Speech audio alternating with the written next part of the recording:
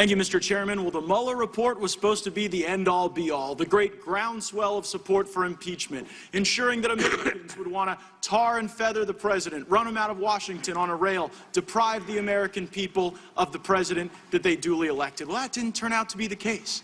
So then, it was all about bringing the Attorney General in, Bill Barr. He was certainly going to point out the inconsistencies and flaws in the analysis.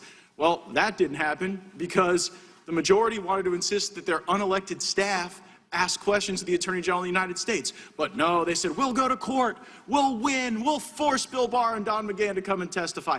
They're not winning in court. They're not here.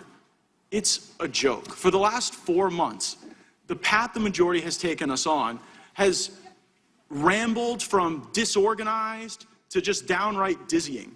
In June, Speaker Pelosi said the House Democratic Caucus was, and I'm quoting, not even close to an impeachment inquiry. That was to CNN. In July, House Judiciary Chairman Jerry Nadler said, quote, an impeachment inquiry is when you consider only impeachment. That's not what we're doing. We're investigating all of this.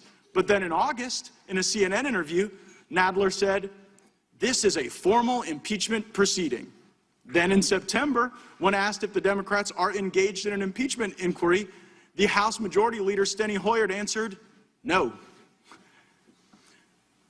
It was the gentlelady from Washington who said just recently, Ms. Jayapal, we have been in the midst of an impeachment investigation. She said that to Politico.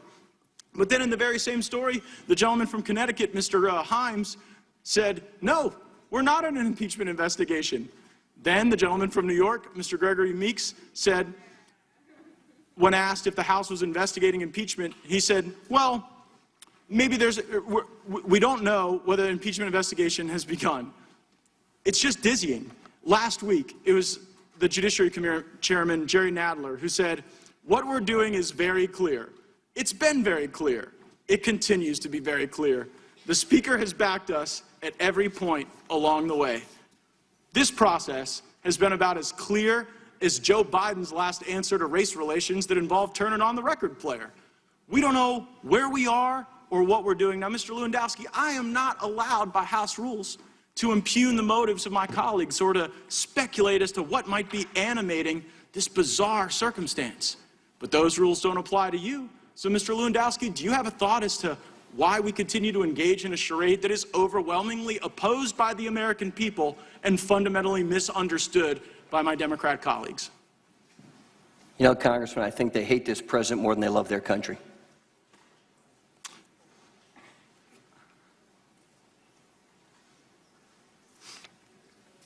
Mr. Lewandowski, you were the campaign manager for the president's campaign when the Obama-Biden administration was notified that there might be efforts by the Russians to interfere with our election. Isn't that right? Yes.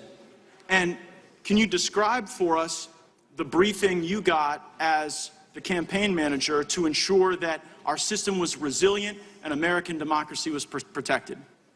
There was no briefing provided by anybody from the Obama-Biden administration, members of the intelligence community, or the FBI to our campaign when I was present, or during my tenure as the campaign manager. I mean, that's just baffling to me. I mean, our democracy is so precious. We have to cherish it. We have to protect it. And yet, when the Obama-Biden administration knew that there might be nefarious efforts to interfere or co-opt or in any way disturb our democracy, they didn't say anything to you. Now, as you sit here today, having watched these facts unfold, do you have any rationale as to why maybe the Clapper, Brennan, Comey, Obama, Biden team didn't want to give the Trump campaign a fair defensive briefing about the threats that we were facing? It's actually unfathomable to me that they didn't contact the major political nominee for President of the United States and inform them of potential threats against the election process in 2016. And we could be finding that out now. I mean, we could have those people before our committee to figure out what in the world happened that didn't allow us to get those answers. One final question for you, Mr. Lewandowski. Has an inspector general employed by the United States government ever accused you of breaking the law? No. No. but they have done that with James Comey, and yet the leadership of this committee will not bring James Comey before, even though the Inspector General said that his work impaired the credibility and efforts of over 35,000 FBI agents and the brave people fighting for our country. It's a shame that you're here, Mr. Lewandowski. Jim Comey should be sitting in that chair. He should be answering questions about why he did so much damage to the FBI in our country, including not giving you the briefing that you were entitled to. I yield back.